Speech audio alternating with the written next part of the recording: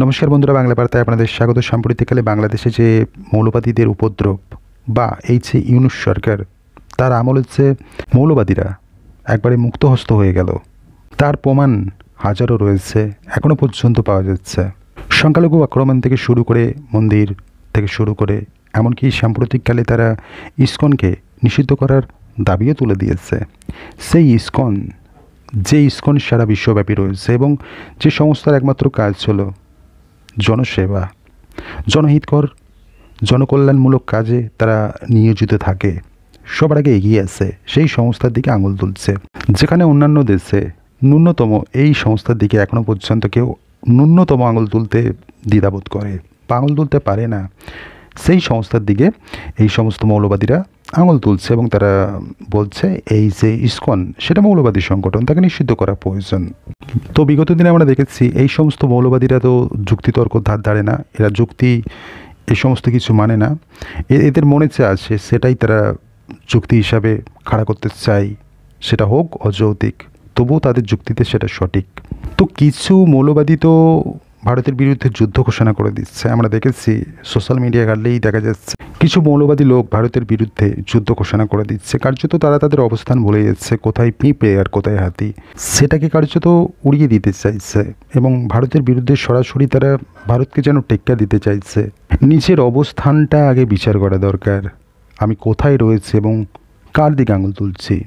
তো আমরা জানি শেখ হাসিনা তো বাংলাদেশ ছেড়ে ভারতে রয়েছে এবং আমরা বিগত দিনে যদি দেখি এই যে তসলিমা নাসরিন, তাকেও দেশ ছাড়তে হয়েছিল, তিনিও বাংলাদেশ নিবাসী এবং তাকে বাংলাদেশ ছাড়তে হয়েছিল এই মৌলবাদীদের আক্রমণের মুখে পড়ে।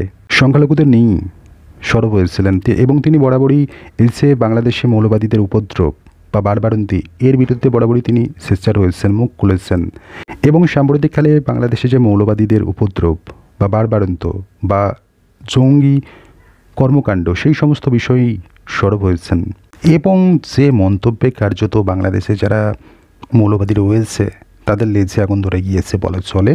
তসলিমা নাসরিন ফেসবুক পোস্টে লিখছেন, একটি ফেসবুক পোস্ট তিনি করেন এই সাম্প্রতিককালে বাংলাদেশের ঘটনাগুলো নিয়ে, অহরহ সংখ্যালঘু থেকে শুরু করে তাদের উপাসনা স্থান থেকে শুরু করে ইসকন ব্যানের যে দাবি মৌলবাদীরা করছে, কার্যত কতটা উগ্র হলে, কতটা ধর্মান্ধ হলে এই সমস্ত দাবিগুলো করা হয়, এই নিয়েই সোচ্চার হলো তসলিমা নাসরিন। তিনি ফেসবুকে এই বিষয়টা নিয়েই লিখছেন যে ইউনূস এবং তার যে জঙ্গি বন্ধুরা রয়েছে তারা প্রচণ্ড রকম ভারত বিদ্বেষী, কার্যত এটা তারা বলে যাচ্ছে।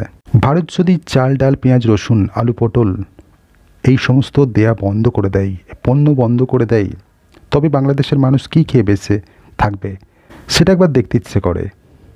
তাহলে কীরকম অবস্থা হবে?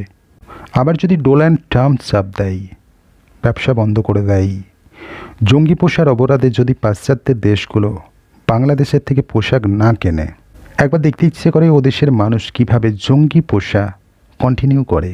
এই যে জঙ্গিদের এত বাড়বাড়ন্তি, জঙ্গিদের বা যে সমস্ত মৌলবাদী রয়েছে তাদের যে মুক্তহস্ত করে দেয়া, তারা যে এত লাফালাফি লম্পঝম্প করছে, কার্যত ভারতকে যেন টেক্কা দিতে চাইছে, এই সমস্ত কিছু ছাড়া তারা কিভাবে চলে সেটাই দেখতে ইচ্ছে করে বলে মন্তব্য করছেন তসলিমা নাসরিন। তসলিমা নাসরিনের প্রত্যেকটা মন্তব্য যেন মৌলবাদীদের কাছে অগ্নিবাণ, যেন নিক্ষেপ হতেই মৌলবাদীরা চিরবিরিয়ে ওঠে, সর্বাঙ্গ চলে যায়, তারা লেজে আগুন ধরে যাওয়ার মতো দৌড়াদৌড়ি শুরু করে দেয়।